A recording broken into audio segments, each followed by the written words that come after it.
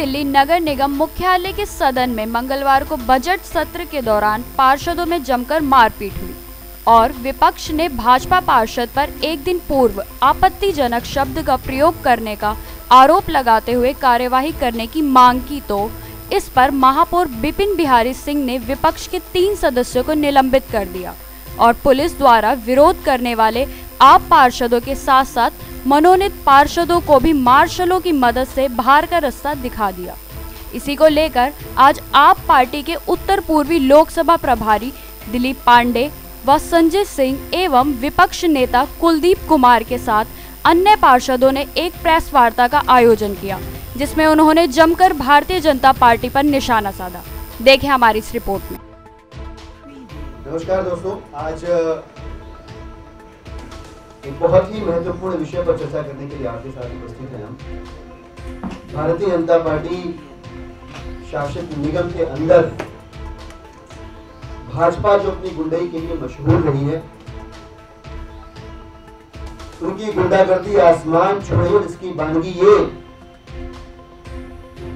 कि परसों यानी 2 दिन पहले भारतीय जनता पार्टी के एक उदंड पार्षद ने आम आदमी पार्टी के पार्षदों के साथ बदतमीजी की।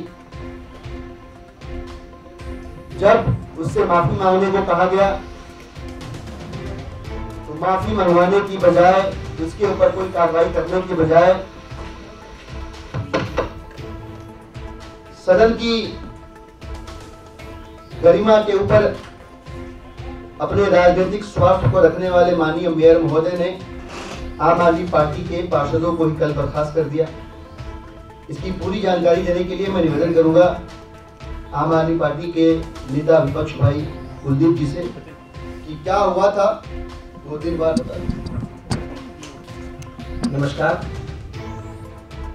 4 तारीख को पूर्वी दिल्ली नगर निगम का बजट का सत्र था और उसी दौरान आम आदमी पार्टी के पार्षद भी विपक्ष की भूमिका में होने के नाते जो भी ईडीएमसी के अंदर सुझाव बजट के लिए हो सकते वो दे रहे थे। और जब बजट चल रहा था तो उसी वक्त एक पार्षद जो कि रोमेश गुप्ता जिनका नाम है, जो गांधीनगर वार्ड से आते हैं, उन्होंने तुरंत हमारे पार्षद साथी हसीबुल हसन जी के साथ जो मनोनीत पार्षद हैं निगम में, उनके साथ आपत्तिजनक शब्द का प्रयोग किया। वो शब्द क्या था वो बताएंगे। और उसको करने के बाद जब 5 तारीख को कल जब नेक्स्ट सेशन था बजट का सत्र का, तो हम लोगों ने बजट में जाने के बाद मैंने वहाँ अपनी बात रखी और हमने कहा कि जिस प्रकार से उन्होंने जिस शब्द का प्रयोग किया है वो उस पर माफी मंगवाए और उन्हें सदन से सस्पेंड करने का काम किया जाए। लेकिन भाजपा ने अपनी पूरी तानाशाही दिखाते हुए उनको सस्पेंड करने से मना कर दिया और हाउस में काफी हंगामा हुआ उसको लेकर। फिर हाउस को कुछ देर के लिए स्थगित कर दिया गया और हमसे ये कहा गया कि अब जब हाउस शुरू होगा तो रोमेश गुप्ता पे हम कार्रवाई करके उसको 2-3 सेशन के लिए स्थगित उसको हटा देंगे इससे। लेकिन जैसे ही मेयर साहब कुर्सी पर बैठे आकर उन्होंने तुरंत अपना भाजपा की मानसिकता को दर्शाते हुए, जो उनकी मानसिकता है पूरी, उसको दर्शाते हुए उन्होंने तुगलकी फरमान जारी कर दिया कि आम आदमी पार्टी के 3 पार्षद, जिनमें रेखा त्यागी जी, हसीबुल हसन जी और साजिद खान जी, इन तीनों को सदन से बर्खास्त किया जाता है। मतलब उल्टा चोर कोतवाल को डांटे। गलती उन लोगों की, सारा कसूर उन लोगों का, तो हम लोगों ने उनसे उस सस्पेंशन की मांग की, जिसको लेकर भाजपा ने पूरी तरह अपनी गुंडाई, जिसके लिए मशहूर है भाजपा वाले, उन्होंने अपनी गुंडाई दिखाई और पूरे सदन की मर्यादा को तार-तार किया। और भाजपा के नेताओं ने, भाजपा के मेयर ने अपनी मानसिकता का परिचय देते हुए जिस प्रकार का तांडव कल नगर निगम के अंदर मचाया, हम लोगों ने उनसे मांग की है कि उनको तुरंत प्रभाव में बर्खास्त किया जाए। और जब तक वो बर्खास्त नहीं करेंगे, जब तक हम उस पर अपना आंदोलन जारी रखेंगे। और हमारे साथ जो हमारे साथी पार्षद जिनके साथ ये घटना हुई है, हसीबुल हसन जी, वो भी।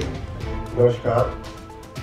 परसों सदन की बैठक थी और बजट पे चर्चा चल रही थी।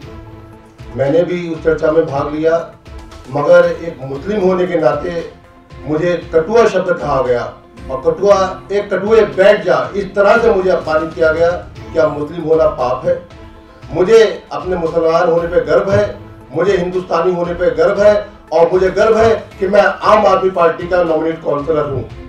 और जिस तरह से ये हुआ और उसके बाद में फिर देखिए बीजेपी की तानाशाही ये होती है कि एक तो मुझे कटुआ कह के मुझे संबोधित किया गया, मुझे सदन के अंदर अपमानित किया गया और कल मुझे को ही सस्पेंड किया गया।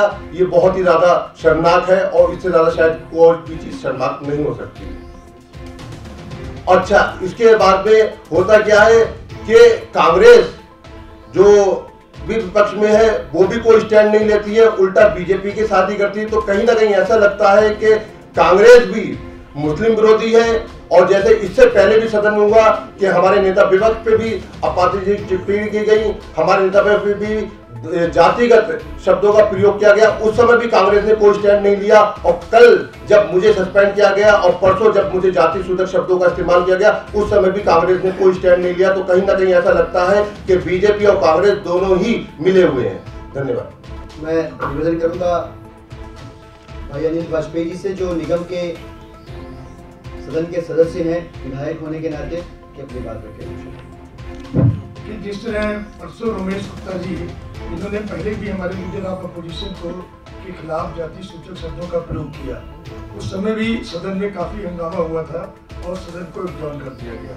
परसों जिस तरीके से रमेश गुप्ता ने असीमुल भाई के ऊपर इस तरीके का आरोप लगाया, आज भारत के संसदीय इतिहास में और लोकतंत्र में इस तरीके लोकतंत्र के अंदर इस तरीके के जाति सूचक शब्दों का प्रयोग करना और मुस्लिम भाई को इस तरीके के शब्दों का करना, ये हमारा ही नहीं सारा दिल्ली के लोगों का ये कहीं ना कहीं अपमान है। उसके बाद सदन में जब कुलदीप जी ने अपनी बात को रखा तो मेयर से एडजॉर्न होने से पहले मेयर ने हम लोगों को कमरे में बुलाया। हमने कहा आप लोग रमेश गुप्ता से माफी मंगवाइए कि ये गलत है ये, और रमेश गुप्ता को आप कम से कम 2 दिन के लिए 2 सेशन के लिए आप सस्पेंड करिए। मेयर ने हम लोगों के सामने और जो नगर निगम के सेक्रेटरी हैं उनके सामने और उन्हीं के ही पार्टी के जो स्टैंडिंग कमेटी के चेयरमैन है उनके सामने कहा कि हम इसको सस्पेंड कर देंगे। उसके बाद जैसे हाउस स्टार्ट हुआ, हाउस स्टार्ट होने के बाद उन्होंने सबसे बड़ा काम किया कि हमारे तीनों निगम पार्षदों को सस्पेंड कर दिया गया। कुलदीप के साथ मारपीट की गई, रेखा त्यागी यहाँ बैठी है, इनको धक्का दिया गया। एक हमारी निगम साजिद है, इसको उल्टा सीधा कहा गया। बल्कि परसों रमेश गुप्ता ने कहा कल साजिद को उल्टा इन्हीं शब्दों का प्रयोग किया गया। ये बहुत शर्मनाक घटना है। और हमारी एक मोनी जिनवाल जो हमारी निगम परिषद है, एक्चुअली में मोटा होना कोई गुनाह नहीं है कोई, उसको कहा गया कि तुम मोटी हो, तुम भैंस हो। इस तरीके के शब्दों का प्रयोग करना ये भारतीय लोकतंत्र के अंदर एक बहुत मजाक है। और हम लोग आज ये मांग करते हैं कि तुरंत, और मेयर ने उल्टा, सबसे बड़ी बात यह है कि जब पुलिस को वहां बुलाया गया, पहली बार पुलिस वहां दल बल के साथ आई और उसके बाद इन्होंने, मेयर ने एसीपी को धमकाया, एसएचओ को धमकाया कि मैं तुमको सस्पेंड करा दूंगा, इनको तुरंत अरेस्ट कीजिए। मार्शल को कहा कि इन लोगों को पीटिए और हमारे निगम पार्षदों को खुलेआम पीटा गया। आप चाहें, मीडिया के लोग भी वहां मौजूद थे, सब लोगों ने वीडियो रिकॉर्डिंग भी की होगी, गिलावान पकड़े गए, लोगों को जान छुड़ानी मुश्किल हो गई। हमारे पार्षदा जितनी है, रेखा त्यागी वगैरह, ये सब लोग नीचे लेट गई, मेरे साथ बदतमीजी की गई। ये बहुत गलत है ये। और मैं मांग करता हूं मीडिया के माध्यम से कि मेयर के खिलाफ जांच होनी चाहिए और उसके खिलाफ कार्रवाई होनी चाहिए। और जिन्होंने, रमेश गुप्ता ने इस तरीके का वक्तव्य दिया है हमारे निगम पार्षद के खिलाफ, जैसे पहले कुलदीप के खिलाफ दिया है, इनके खिलाफ सख्त से सख्त कार्रवाई होनी चाहिए। हमने कल जाके थाने में ज्ञापन भी दिया है सारा, और हमारे सारे जो हमारे निगम पार्षद थे जिनके साथ ये हादसा हुआ है, हम सभी लोगों ने, मैं कहूँगा माननीय दिलीप जी से कि वो करेंगे, हम लोगों ने FIR के खिलाफ दर्ज करें। हमने शिकायत दर्ज करवा दी है, जिसकी एक कॉपी आपके सामने यहाँ पे मौजूद है, आप देख पा रहे हैं। ये हमारी जो पार्षदा हैं रेखा त्यागी जी, उनकी उससे शिकायत दर्ज कराई गई है। और इस पूरे मामले में 2 चीजें बड़ी महत्वपूर्ण है, बहुत इंपॉर्टेंट है। पहली बात ये कि भारतीय जनता पार्टी हर सदन की गरिमा को मिट्टी में मिला रही है अपने राजनीतिक स्वार्थ और अहंकार की पूर्ति के लिए। आप सबकी जानकारी में है कि देश के इतिहास में पहली बार हुआ ऐसा कि किसी प्रधानमंत्री के सदन में कहे गए शब्दों को एक्सपंज किया गया। उसके बाद दिल्ली की विधानसभा के अंदर भारतीय जनता पार्टी के विधायकों ने उस सदन की गरिमा को मटियामेट किया।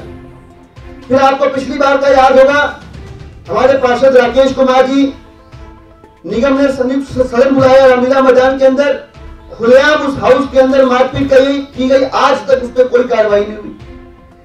ऐसा कई बार हुआ कि निगम की, सदन की, हाउस की गरिमा को भारतीय जनता पार्टी ने अपने गुंडागर्दी के कदमों तले कुचल दिया। लेकिन भारतीय जनता पार्टी की इस निरंकुशता के खिलाफ आम आदमी पार्टी पहले भी खड़ी रही है, आगे भी खड़ी रहेगी। इससे हम घबराने वाले, डरने वाले नहीं है। लोकतंत्र को, संविधान को बचाने की लड़ाई में आम आदमी पार्टी पहली कतार में रहने वाली पार्टी है। दूसरी बात, सबसे जो अजीब सी बात है, और ये इस बात को साबित करती है कि भाजपा और कांग्रेस दरअसल एक ही सिक्के के दो पहलू हैं। जब ये तमाम घटनाएं हो रही हैं, जब हमारे पार्षद साथी को, हसीबुल भाई को अपमानजनक शब्दों से संबोधित किया जा रहा है, कांग्रेस के पार्षद भारतीय जनता पार्टी के पाले में खड़े नजर आ रहे हैं, जिससे साबित होता है कि समाज के, कौम के मान सम्मान से कांग्रेस को भी कोई वास्ता नहीं है, कांग्रेस को भी कोई मतलब नहीं है।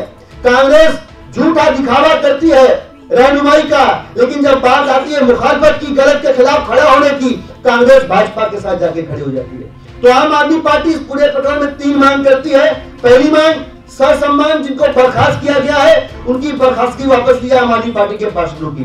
दूसरी मांग, जिस व्यक्ति ने अपमानजनक शब्दों का प्रयोग किया उसे सदन से बर्खास्त किया जाए, मुफ्त माफी मंगवाई जाए।